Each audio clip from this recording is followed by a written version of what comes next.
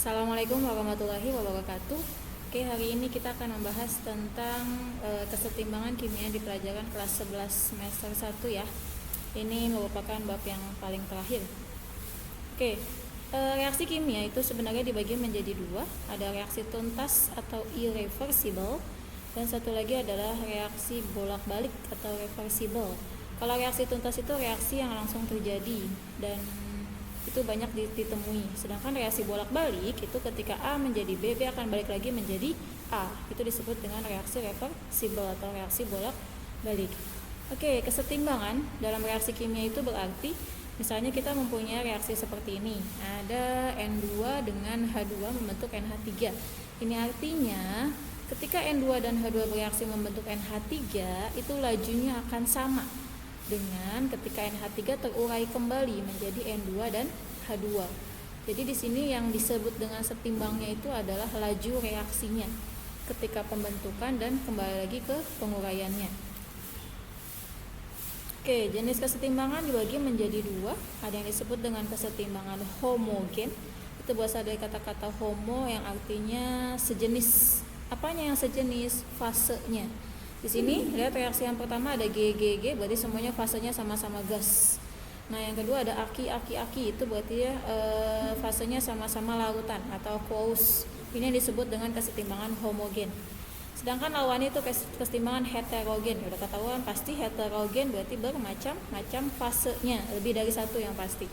Di sini yang pertama ada S dengan G, berarti ada fase padat dan fase gas. Sedangkan yang kedua ada fase aqueous, ada fase padat, lalu ada liquid atau cairan, dan juga ada fase gas. Ini yang disebut dengan heterogen. Sudah satu yang beda fasenya itu sudah disebut dengan kesetimbangan heterogen.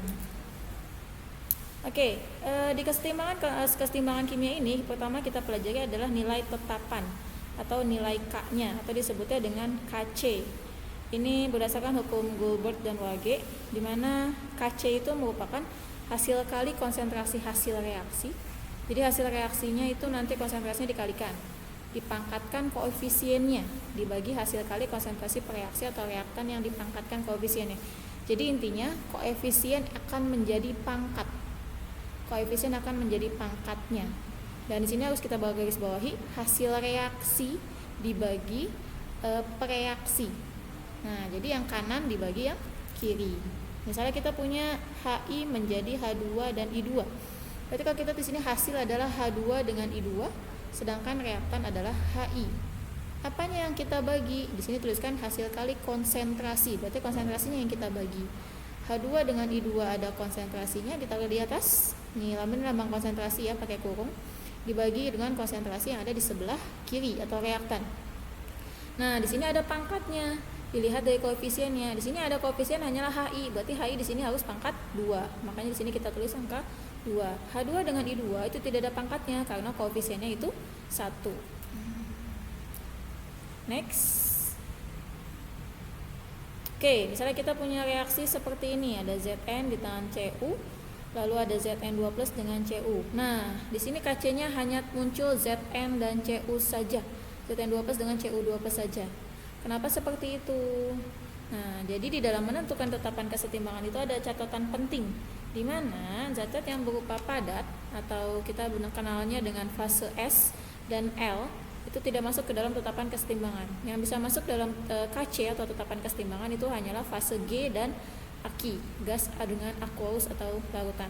Makanya di sini S-nya tidak ada, Cu juga tidak muncul di dalam Kc. Kalau kita punya reaksi seperti ini, berarti yang masuk hanyalah CH3COO-, CH3COH, dan juga OH-. H2O-nya tidak masuk karena dia termasuk fase L atau liquid. Maka jadinya Kc-nya seperti ini. Oke, kita masuk ke contoh soal. Di sini ada reaksi kesetimbangan. Ada N dengan H2 menjadi 2NO. Di sini diketahui ada volumenya 1 liter. Itu bisa kita pakai nanti untuk menentukan konsentrasi. Ini kita tandai dulu, ini adalah volumenya. Ini 0,5, semuanya dalam keadaan setimbang. Kalau jika dalam keadaan setimbang berarti bisa langsung dimasukin. Berarti ketahuan di sini oksigen 0,5. Kita masukkan di sini 0,5 mol. Lalu ada nitrogen 0,5 juga, dan NO nya 0,02 atau nitrogen monoksida. Nah, untuk menghitung Kc, berarti kita tentukan dulu rumusnya untuk Kc, karena dia semuanya gas, berarti semuanya masuk ke dalam reaksi kesetimbangan. Nah, di sana ada koefisien 2, berarti NO-nya pangkat 2. Lalu kita bagi yang di sebelah kiri ada N2 dengan O2. Nah, di sini nilainya kita tinggal masukkan karena volumenya 1 liter, jadi semuanya dibagi 1. Nah, dibagi 1 berarti nilainya tetap sama ya.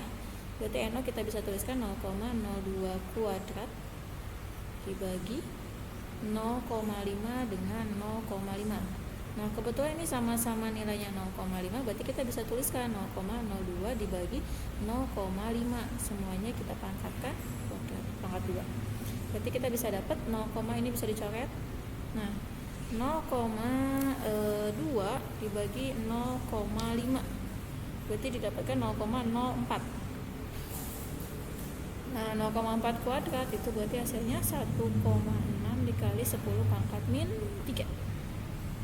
Oke, nilai kacanya seperti itu. Nah, untuk soal yang kedua, contoh soal yang kedua di sini ini agak berbeda, dimana di sini hanya diketahui keadaan setimbangnya hanya satu yang diketahui, yaitu CH3OH. Kalau seperti ini kita menggunakan yang mula reaksi sisa. Ini saya tuliskan dulu rumus itunya, reaksinya. Nah, ini kita bisa tuliskan mula reaksi sisa atau setimbang. Nah, di sini ada CO-nya 3, kita tulis ini 3. H2-nya 5, kita masukkan 5. Lalu CH3 tidak ada diketahui ya. Jadi di sini setimbang diketahuinya. Berarti di keadaan setimbang CH3OH kita tuliskan di sini 2. Karena di sini 2, otomatis di atas juga 2. Karena di sini 2, di sini ada angka 2, di sini angka 1. Berarti di sini 2 kali lipatnya. H2 memiliki mol 2 kali daripada CH3OH karena koefisiennya 2. Di sini kita bisa tuliskan 4, sedangkan di sini 2. Kenapa di sini 2? Karena koefisiennya 1. 3 diambil 2 berarti dapatnya 1. 5 dikurang 4 juga 1. Di sini kebetulan volumenya 2 liter. Berarti kita bisa tuliskan di sini 1 dibagi 2, ini 1 bagi 2, ini 2 dibagi 2.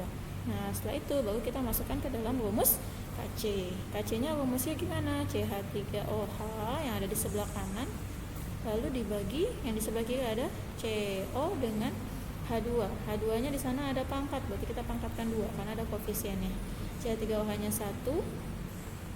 Lalu di sininya setengah atau 0,5. Di sini juga 0,5. Nah, ini tinggal dihitung dapat hasilnya. Nah, sedangkan untuk yang nomor 2, derajat disosiasi atau alfa. Nah, alfa ini memiliki rumus mol zat yang terurai dibagi mol zat mula-mula. Karena di sini tanyanya alfa untuk CO, di sini ada CO. Di sini CO-nya. Berarti kalau ditanya terurai dengan mol, terurai itu sama dengan yang bereaksi. Berarti kalau ditanyakan alfa dari CO, maka jawabannya mol yang terurai itu mol yang bereaksi yaitu 2. Mol mulanya adalah 3. Berarti kita bisa tuliskan 2/3. Seperti itu. Atau kalau bisa kita dalam bentuk persen bisa, dalam bentuk desimal bisa. Biasanya sih dalam bentuk persen. Jadi tinggal kita 2/3 dikali 2/3 tinggal dikali 100 saja. Berarti terdisosiasinya sebanyak 66,67%. Seperti itu. Oke, next.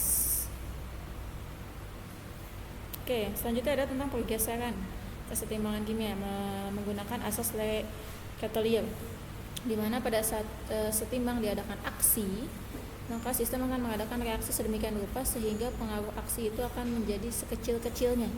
Jadi kalau misalnya ada kayak timbangan kalau kita ganggu, misalnya yang kanan ditambahin, yang kiri diambil, pasti akan berubah kesetimbangannya. Nah, gimana caranya supaya kesetimbangan itu kembali seperti semula? Nah, itulah yang dilakukan oleh si reaksi itu. Itu yang disebut dengan pergeseran.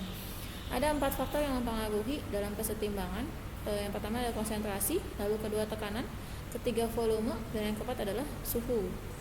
Konsentrasi, ketika X ditambahkan, konsentrasinya ditambahkan, berarti yang ini akan ke lawan.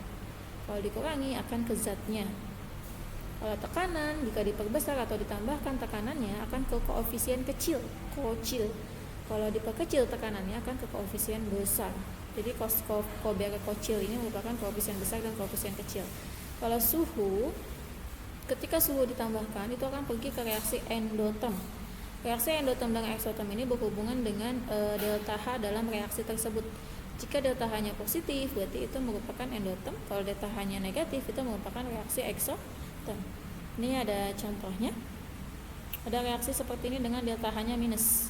Kalau delta H minus ini berarti sudah diketahui bahwa reaksi ini merupakan reaksi eksoterm. Kalau reaksinya eksoterm, karena dia negatif, berarti reaksinya eksoterm.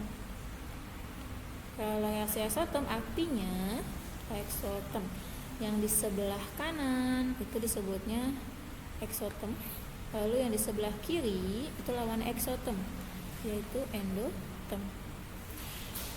Nah, sini ada pertanyaannya, bagaimana pergeseran kesetimbangan apabila A. konsentrasi HBr ditambahkan?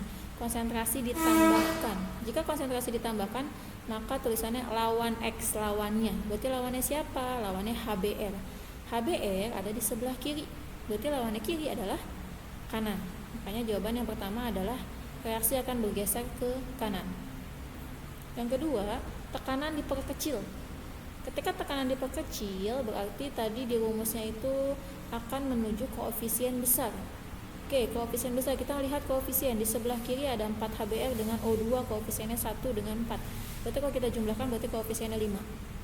Sedangkan di sebelah kanan ada 2 H2O dengan 2 Br, tapi di sini H2O bentuknya liquid.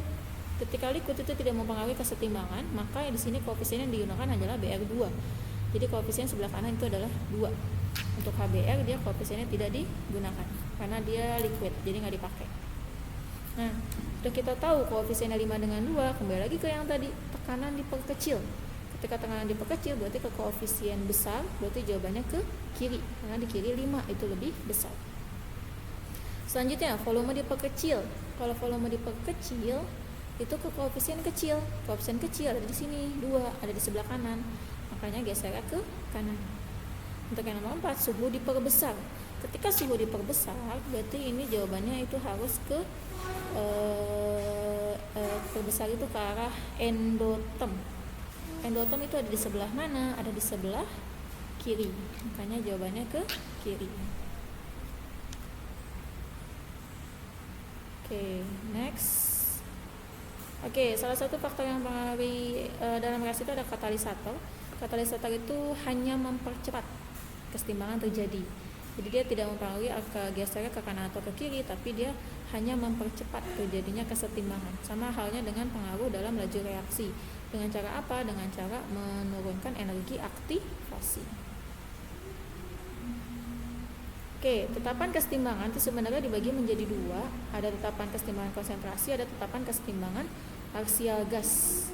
Nah, di sini yang sudah kita pelajari tadi adalah Kc. Kalau misalnya ada N2H2 menjadi NH3, Kc-nya seperti ini. Sedangkan Kp-nya sama konsepnya, kanan dibagi kiri, tapi yang di sini yang digunakan adalah gas. Jadi tekanannya gasnya. Dan yang mempengaruhinya di Kp itu hanyalah fase gas. Fase gas saja. Sedangkan pada Kc dipengaruhi oleh gas dan juga aki. Gimana hubungan antara Kc dengan Kp? Ini ada rumusnya. Kp sama dengan Kc RT pangkat delta N. Kc-nya itu kesetimbangan konsentrasi, Kp-nya itu kesetimbangan parsial gas tekanan. Sedangkan R itu tetapan gas, nilainya sudah sama 0,082. Lalu T itu adalah suhu. Suhunya harus dalam bentuk Kelvin. Sedangkan delta N itu adalah selisih koefisien di sebelah kanan dengan kiri. Jadi yang jumlah koefisien kanan dikurang jumlah koefisien sebelah kiri. Oke, di sini ada reaksi AB menjadi A dan B2 dengan Kc-nya 2,5 kali 10 × 2. Nah, kalau ditanyakan Kp, berarti kita bisa menggunakan reaksi yang tadi. Kp sama dengan Kc RT pangkat delta N. Kc-nya kita masukkan dari soal 2,5 kali 10 × 2. Lalu ada R-nya 0,082 karena ketetapannya ya 0,082. Lalu T-nya itu suhu dari 27 derajat Celcius, kita tambahkan 273 supaya menjadi Kelvin.